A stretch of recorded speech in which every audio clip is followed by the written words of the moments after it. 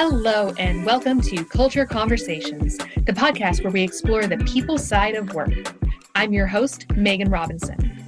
For years, I've found myself deep in discussions about workplace engagement with industry experts. Now I get to share this wisdom with all leaders, new and experienced, on their journeys to build cultures that maximize potential. We spend so much of our lives at work. Let's make it a place where our teams can grow and succeed. Hello and welcome to Culture Conversations. I'm Megan Robinson, and I'm so excited to have one of my all-time favorite connections on the podcast today, Dawn. Dawn is an amazing coach, consultant, really focusing on strategic growth partners for CEOs and executives. She really helps leaders scale smarter, aligning their teams and expanding their network. With nearly 2 decades of experience in sales, leadership, marketing, branding, events, and business development, she doesn't just give advice or coach someone through challenges. She truly helps leaders execute the real growth strategies to make a difference. Welcome to the podcast, Dawn. Well, thank you so much for having me today. So great to see you. It's wonderful to see you as always. When we were chatting beforehand, we were really focusing on this whole concept of growth in culture and leadership, and I'll say even communication or connection. Tell me more about what growth means for an organization. Yeah. I think typically a lot of leaders think growth is always instantly profitability and revenue and always money, and I think one of the things with growth is positive impacts on your culture as well as your team dynamic and the leadership that you are grooming to hopefully grow into the business. And so when a business grows, the culture usually strengthens, hopefully, and will scale more, and hopefully you'll be more profitable in the process. But if it's not grown positively, it sometimes makes it not such a great culture, and some of the team and retention and all that stuff where it's misaligned, and then you don't grow. So deep down, I feel like it always goes back to kind of the culture that you're creating. Beautiful. I love that focus on, yes, growth is dollars and monies. There's other ways for you to be able to grow, but more important is almost that impact of the growth. What does it mean to grow, we'll say correctly, or I'll say sustainable versus the opposite? What does it look like to grow incorrectly? Yeah, I would say so. Positive ways to grow in the culture, I would say, of course, is more opportunities for employees to develop their skills, to make internal bonds, to build relationships. It really kind of helps them get motivated, energized. They're going to come up with new creative ideas. Maybe there's ways that too they're growing in the culture and they're loving it so much that so they want to share about it. And they want to build a reputation for the team and not just only for themselves, but the whole business. And so it's attracting more talent and it's going to attract more clients. And it's also an opportunity just for the employees to be really creative. And so I feel like if you're creating this positive space, you're going to keep growing the business positively. And if you are doing maybe some negative things, it can really impact it, where the team isn't aligning with the values, their communication is broken down, so they're not building relationships.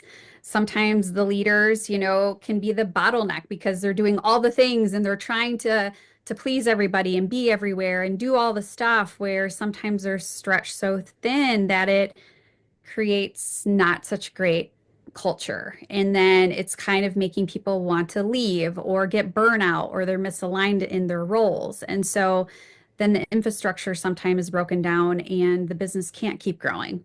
So trying to give positive and negatives of where, it could kind of really impact the growth of it. Well, I love that, right? If the ultimate was, say, if organization A is growing and they're having more revenue and they're expanding, we'll say, and they're doing it effectively with I love the ways that you identified what can impact the culture when you are having that great growth. What's the difference between organizations that are still growing, expanding, they're bringing on stuff, and it's just toxic and people hate it and they have retention issues, even though they're growing? Mm-hmm. I think of even my past. I was not supposed to bring up some PTSD, sorry. No, no. I just think, it's sometimes we get on this hamster wheel and we're trying to keep the employees around. And sometimes the employees that we're keeping around are maybe not the best employees to be around because it's creating this toxic environment for the rest of the employees that are ambitious and young and trying to bring new creative ideas. And, it's part of that growth of bringing in new employees, but also it's the time of where sometimes we almost have hit their shelf life with some employees. So we kind of hit this like stalled growth where it's not in alignment anymore. And so it's like, I'm trying to think of even, sorry, how you asked that question, but I'm just thinking of my past where it was sometimes the other employees were hindering me from bringing creative new ideas because they instantly didn't like it because I was young and all these fresh ideas and oh my gosh, you're going to ruin my opportunity to be stable and to be in this job.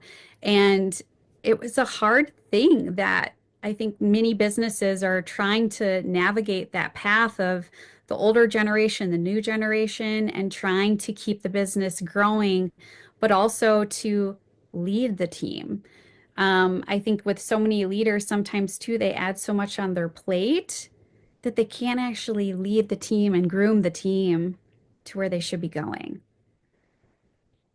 The common thread that I heard with that is that alignment piece. And Yes. it's interesting because you mentioned it when you're describing, right, positive growth and that negative growth. Even when you're saying, right, you have an organization that's growing, that difference is that misalignment. Whether you have the right people on the bus or people that are sabotaging it, to me, that really has that leadership alignment. Are we growing? How are we growing? Why are we growing? Yeah. How do you get people on board, whether it's an individual, right? And I have no idea what the situation was. You're young, you've got creative ideas, and we all did. We all do. Yeah, We all we all did. do. We see other people and their heart's in the right place and they think they're brilliant. And sometimes those ideas aren't really practical, or I'll say they're not aligned well with it. It's not that you have the old crotchety person that's saying, we can't do anything new, no new technology, but that those recommendations are missing some fundamental piece. And I see that tension all that time, that lack of communication, that lack of collaboration, that lack of willingness to have Mm. those conversations. And it's easier to just say no. And it Yeah, hurts innovation.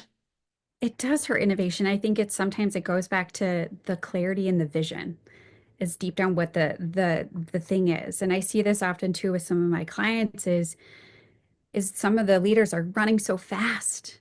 And they, in their mind, have given a clear vision because they know where they're going, but they haven't told the team. And so, sometimes I have to almost put the brakes on some of the leaders to say, hey, the team doesn't even know where this path is going and where your vision is and where you're dreaming up. You haven't gotten everybody else on that same bus. You need to give that vision to give them clear understanding of maybe why you're saying no to their innovative ideas, or maybe why some of the team members are instantly like no because they've maybe tried some of those things in the past. And so I think that's the part where it sometimes creates this discomfort when the leader in the end is not showing up and actually giving that clarity and given the big vision of where are we going on this bus or in this road. Yes, we can make some pivots, but deep down, where are we trying to all grow to? And that's the one piece I think people forget sometimes. As a leader, it is so hard to know because it's so crystal clear in your mind. How can you know if you've properly communicated that or not? Mm. Properly communicate, but also too, the bus keeps Effectively, we'll say. changing sometimes too. Yeah, effectively. And I think the part too is sometimes the teams are changing, meaning you have new teammates, you have older teammates, some teammates forget about it. And so sometimes that's where I think the reminders and why sometimes too, not that we're trying to go into HR things or this or that, but it's like why you come up with policies, why you come up with handbooks, why you come up with a mission statement, why you come up with a vision statement is because you want to keep reminding the team and have tools because some people hear it, some people want to see it, and some people want to experience it. We all have learning different styles. And so, one thing that I always like to remind, leaders is you need to keep telling it and telling the story, creating the vision, keep talking about it, but also bringing it up in different ways for everybody's learning styles. And I think that's the part where some people forget that sometimes, where let's take a break. When's the last time we even looked at the mission statement? When's the last time we even looked and talked about it? Or two, you've maybe made a few things behind the scenes, but nobody really understands why you've made those changes. Like, let's talk about it more. And so that's where sometimes, not that it's is about, hiring external people, but sometimes it's best to have an external person come in from a different lens and say, I don't even know where the bus is going because I haven't even heard you talk about it yet. And so how would Susie Joe over here know about it?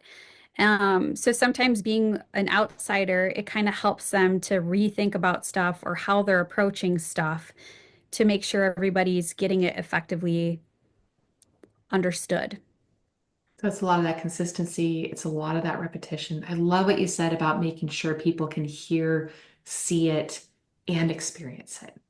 Yeah. And whatever learning style you're most comfortable in is probably the one that you've done a lot. Like I've told everyone 1,000 times. Okay, well, where have they seen it? How do they see it? Well, don't they see it every single day when they walk into the office? No, and that's where too, I'm like, I always have to remind people is like, even myself, sometimes we have our blinders on. Sometimes when you see things, it's kind of even too with marketing, they say what, 5 to 7 touches until finally someone gets it, even more sometimes. And so that's where it's just like, there could be different opportunities. And the leader sometimes thinks, oh my gosh, I've told this so many times. Well, maybe it didn't click to anybody yet. It clicked to you because you're so ingrained in it and you have your blinders on too of what's going on externally sometimes. So, yeah. I love this conversation because just earlier this week, I was coaching someone and we were talking about one of their clients who had some challenges and wasn't necessarily aligned with some of the business philosophy and some of the business approaches. And how do we get them back aligned? Are they a good client fit or are they not? Yeah. And I said, great. I mean, this was an educator that I was talking to, had a background in education. I said, great. How many times does it take someone to learn something? How many times do they need to hear it and see it and experience it before they learn it? Immediately, he said 9 times. Oh, okay. Right? I know Nice. I've always heard the 5 to 7 for Yeah. marketing, but if it to learn something for them, it was 9 times. That's what their data said. I said, great. You've sent one email. Right? This has to be part, and it's part of coaching. We'll say team members, clients, when you really get someone to understand what you're about, they have to have multiple touch points to understand what that mission is, internally as well as externally. When you're networking, right? Letting people Mhm. know what it is that you're passionate about, what it is that you have to have that consistency in it in order to ingrain something. But particularly when it comes to growth, I love this missing piece of that alignment. And what most leaders forget is to really make sure that they are consistent with that message, that they're verbal with it, that it is always top of mind, that they're constantly laddering back to it. Uh, It's so important. So we talk about growth, right? We talked about how do we have really painful, I'll say painful growth. Is that fair? Versus successful growth? Because it's Yeah. both successful, but it's more painful at sometimes. And making sure that you have that really strong culture that's aligned to it by talking a lot about what that is. How do you think the growth impacts the culture of an organization when you are in that growth mode, when you are doing it? What does that look like? Mm, How do you prepare for that? yeah.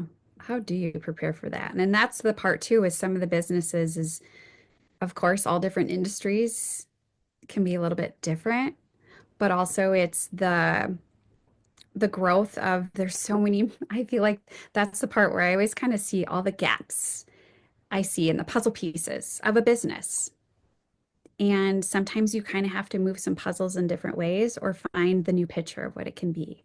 And so sometimes too, it's growth of the future growth of, do we have the right leaders to take over in case something does go wrong? Or to take the reins and to keep growing the business the way that you hoped it to be. I always think of succession planning, like who will lead the next, um, and who will develop for the future leaders. And Sorry, I just got distracted on that. But like, what was your question again? One I more was going time? to say that the gaps in culture, right? And so, or what does that growth create? And for you, you notice the gaps that the growth creates. The Yeah. most important piece is the people. And I know you work a lot with professional services. And I love it because the talent is so much the product. It's so much the people. But I will say culture. I don't care if you're in a manufacturing organization or if you're in a financial service advisor. You're still having the people that have to execute in it, and the people are the ones that are living in the culture. And Yeah. whether you're growing with a physical plant or you're growing a team and growing an AUM, you still have the people that need to get on board with it. So succession, having the right talent to support that growth seems huge. Hmm. What are the other gaps that you notice? Um, I always think there's gaps the, of course, one that's always been around connection, but it's those internal relationships that sometimes teams overlook of having that time to bond. And because when you can have those teams bond and build trust and be vulnerable, that's where they're going to actually be able to commit to things, to actually hold each other accountable, to actually keep growing and kind of, I don't want to say calling people out, but like, hey, this is what we committed to. Why aren't we doing this? And it kind of is the thing that's going to help them get to the results and to really keep growing the business.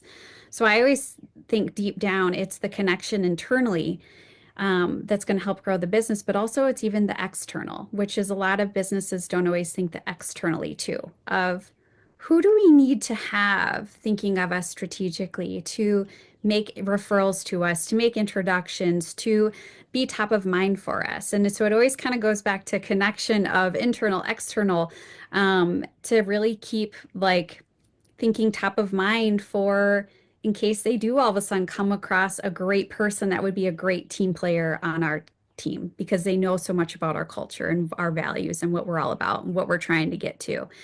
Or maybe it's opportunities of, hey, I heard you've had some of these challenges. Have you met this consultant over here in HR? Like they could help you work on this better and your employees and your team.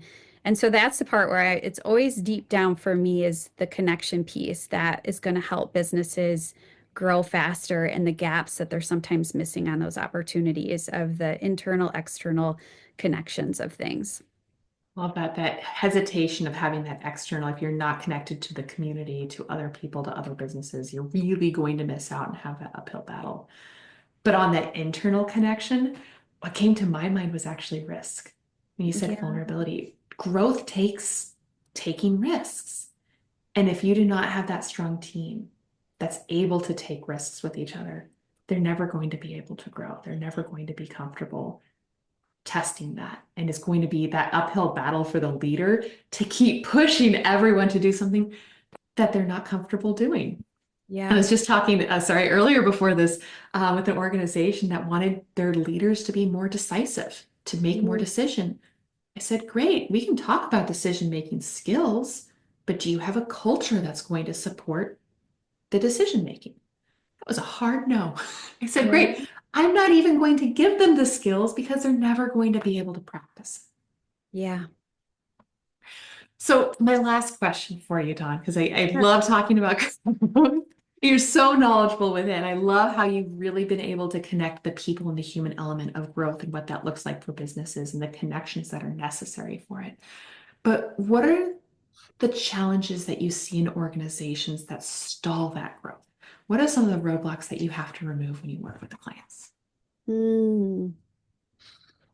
One thing that I see often is, oh, we're so busy. We're so busy. How can we add more things on? And I think that's the part is like,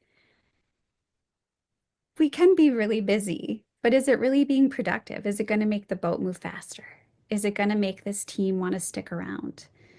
Time is always clicking. And so that's the part for me is I'm always trying to figure out ways to support the team, to also give them some strategic ways to grow, maybe take breaks on certain things. Maybe it's also understanding like taking the time to actually understand what is the makeup of our team? How can we keep growing and grooming the people the right way. And sorry, gosh, I am not the best with listening to questions today. I'm like, what was your question again? So the Jesus. challenge, the challenges that you notice that stall growth, I'm going to say is busy culture. It is the busy culture. Always busy culture. Always it's a What is culture. the other thing that you notice in organizations that has stalled their growth? It's getting in their way. Yeah. I think with the times that we live in are very fast moving of like technology, and this event you got to go to, this organization, all these things, options, let's just say, that it almost creates fatigue sometimes for people making decisions. Or sometimes they're making all these decisions that aren't really strategically right for their business or right for their team. And I feel like that's the part with our society right now is, you got to hurry up and make these decisions, go here, there, everywhere, or you're going to miss the boat or you're going to miss the opportunity. And I think that's the part sometimes that stalls businesses' growth because they're not making wise choices. They're not making strategic decisions. They're going to like stick to the culture or stick to what they really want for the vision or for their team or the vision that they've been talking about. Does that even align? To go back to even what we were saying earlier, that it's not an alignment. And that's the part that's kind of sad about how fast our technology is moving. I mean, they say what we're accomplishing these days with AI would have taken us 10 years before. And so I think that's the part that some of these businesses are taking some risky moves too fast, too quickly. And it could really affect the team. It could affect the culture. It could affect a lot of things. And so that's the one time it's like, do we need to push on the brake a little bit more on stuff? And deep down, maybe we're not going to grow as profitable today, but deep down, we're going to grow smarter and more aligned. We're healthy. Yeah. I love that. Honestly, I'll say both of those, and it was where we started this conversation, comes down to having that clear vision, that clear strategy. And I think what you're really saying is taking that critical eye, right? Are we busy? Are we busy? Are we productive? Really depends if you have a really rock solid strategy and the proper filters in place, Hmm. right? Do you have so many options? Are we getting emotional or physical whiplash from having all these different directions, from having all these solutions and being able to act so quickly that we're actually lacking the strategic vision with it, that strategic alignment? I personally experienced that with a leader lot this week. It's been a busy week for Megan. Uh, is there any other parting words or anything else that you'd like to share? Um, I think, like I said earlier, growth isn't all about just revenue. Think about your team and the impact that it could make on your team, the long lasting impact and the strategy of the long game. Are there things that you could be bringing in to build deeper bonds with your team or opportunities to groom the future leaders? Just take the time to really align them to your vision and to what makes most sense. And I think if you see those weird opportunities and gaps in the business, how can you do it a little bit differently and more effectively for your team to, embrace them and to keep growing to where you hope that the business is to be and to sometimes slow down a little bit and take that pause is kind of what I've learned even personally over the years is take that time to slow down because if we go too fast, we're going to lead to burnout and we're gonna, it's gonna be sad and maybe you'll give up on the business. And that's not what we want. We want you to actually grow it the right way. So that's my ending random thoughts. I love the random thoughts because I think it truly paints the picture of some of your unique skills and abilities, right? You are not just focused on growth, on dollars, on cents. Yes, you have the playbook. Yes, you've been there. You've got the black book. You've got a ton of books apparently, and you Mhm. can get someone there. But you're looking at growth very not just strategically, but holistically. What does it Yes. look like from an organization? What does it look like for different team members? How is this something that's sustainable? And how do we plug in the proper gaps to make sure that this is growth in the right direction in a way that's going to make sense for everyone to actually get us happy, not just get us results and fulfillment.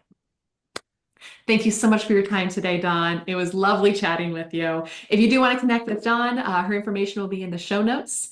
And I do highly encourage it because Dawn is so brilliant at what she does and she is able to find those unique connections, those unique gaps to make sure that it's whole. Thank you. Thank you. Thank you so much for listening to this episode of Culture Conversations. I'm your host, Megan Robinson, founder of eLeader Experience, a professional leadership development company. Today, we shared actionable ideas to navigate the evolving workplace landscape, compete for talent, and build cultures that maximize potential. If you're looking to learn more about how to support your organization's leaders, you can learn more about our work at eleaderexperience.com. Now get out there and contribute positively to your organization's culture with your own conversations.